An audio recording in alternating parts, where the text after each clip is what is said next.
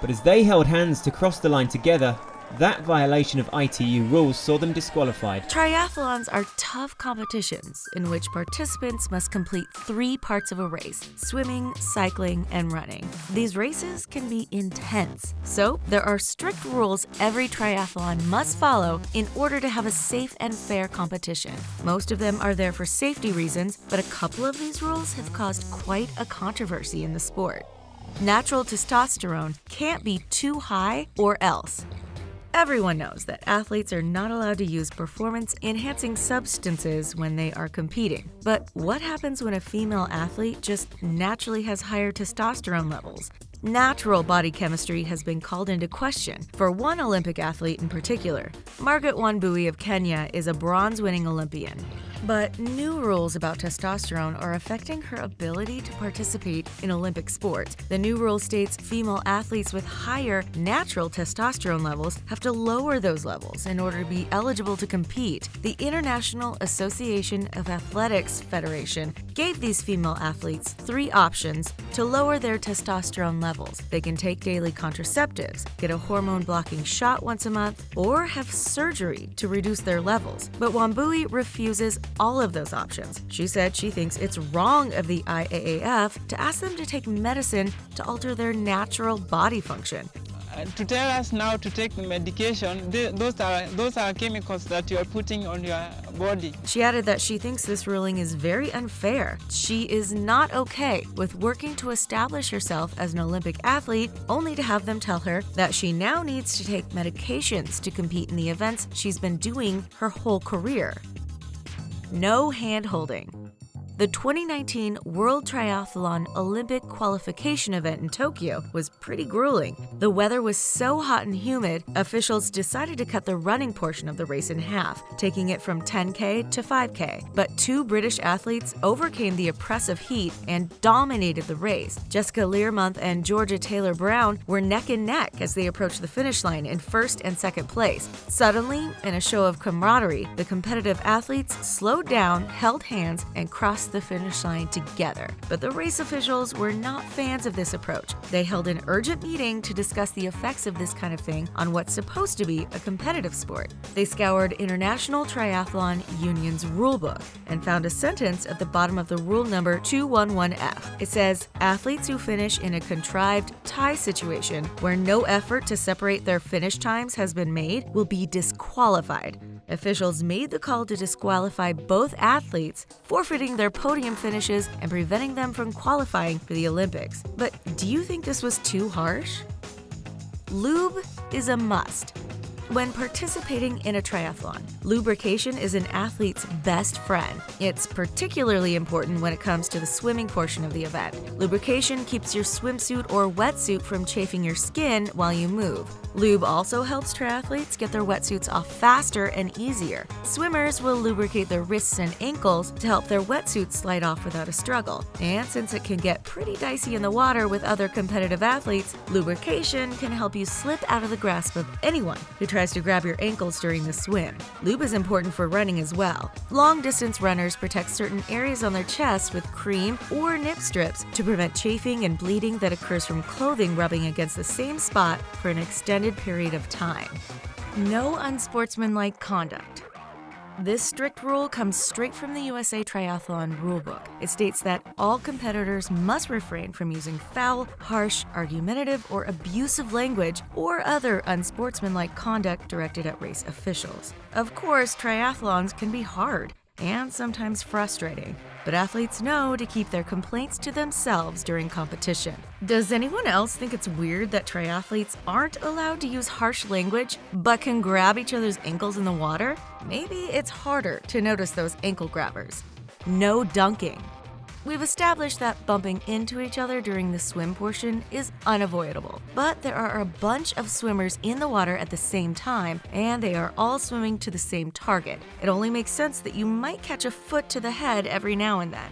Some even have their goggles slapped right off their face. by somewhat aggressive swimmers. Making contact with other athletes in the water seems to be an expected and accepted part of the sport. But one thing that is absolutely not permitted is dunking. Swimmers will be penalized and even disqualified if they're trying to dunk, deliberately push or forcefully grab another opponent in the water.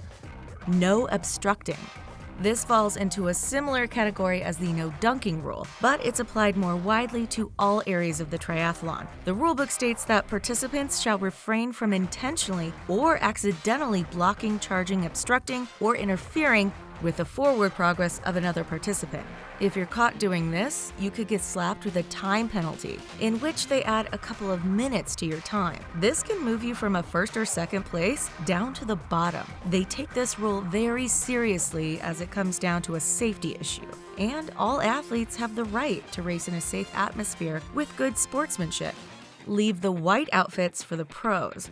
This is another unwritten rule that triathletes swear by. Only the pros wear white outfits when competing in triathlons. The reason for this is a bit disturbing. According to the Global Triathlon Network, while clothing technology has come a long way, we're not quite there yet when it comes to wearing a white tri-suit or cycling shorts. They say it's a pretty bold move. The GTN leads on that athletes may not always have full control of their bowels when racing.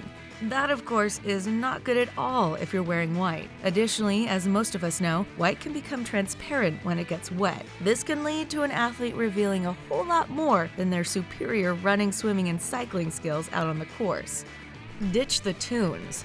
This is another important safety rule that absolutely all triathletes must follow at every competition. You are not allowed to compete with earbuds in your ears. It doesn't matter whether you're blasting Lady Gaga or Normandy for your motivation, you'll have to wait until the race is over to rock out. Coaches recommend that athletes get used to the silence while they're training so they don't become dependent on power songs for maximum performance. They'll have to silently belt the tune to Born This Way in their heads if they want to safely compete in a triathlon. No littering.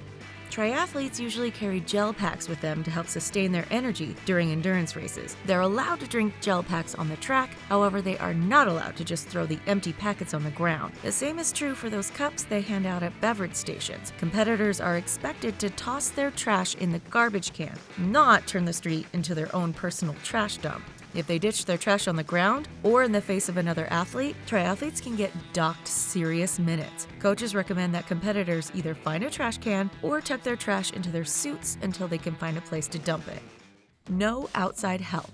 When you're competing in a triathlon, it's up to you and you alone to finish the race. You can't rely on any help from your friends on the sidelines, or you could get penalized or even disqualified. The only support you are allowed is that provided by race officials. They set up plenty of water and sports drink stations for competitors. Therefore, athletes are not allowed to grab a drink from their mom on the sidelines. So athletes, tell your moms not to give you any Gatorade on race day.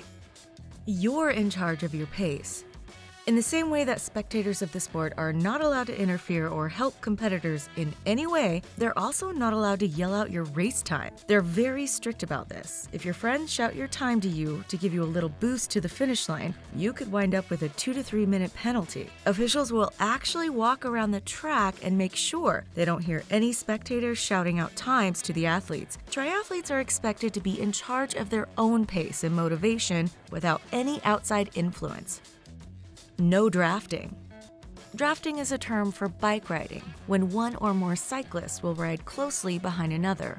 The biker in front acts as a shield, protecting the cyclist behind from the wind and resistance up front. This allows the rider in the back to get an easy ride for a bit, while the rider in front braves the elements. This can give the back rider an advantage in a competition, giving him the energy to propel himself forward so he can pass the front rider. This is a big no-no in triathlon competitions. Active.com recommends that cyclists imagine a rectangle around each rider that's 1 meter wide on each side and 7 meters back. You can only enter into that box if you're actively passing. Once you get into that space, you have 15 seconds to complete the pass. If you don't pass within that amount of time, you could be penalized.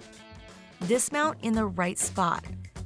After you finish the cycling part of the triathlon, you've got to put your bike away on the rack before moving on to the next portion of the race. But you are not allowed to come in hot all the way to the racks on your bike. You're expected to dismount at the designated area and run or walk your bike up to the rack. This helps prevent unnecessary collisions between participants. Everyone is trying to put their bikes away at the same time in a crowded space. You can't have riders barreling into a crowd and potentially crashing into one another. It usually doesn't help riders make up time anyway. Helmets. Officials are pretty particular about this rule in triathlons. They want you to have your helmet on and buckled before you start riding in the cycling portion of the race. If you don't have your helmet on and fully fastened before swinging your leg over your bike, you could be penalized. You're also expected to put your bike away before you take off your helmet.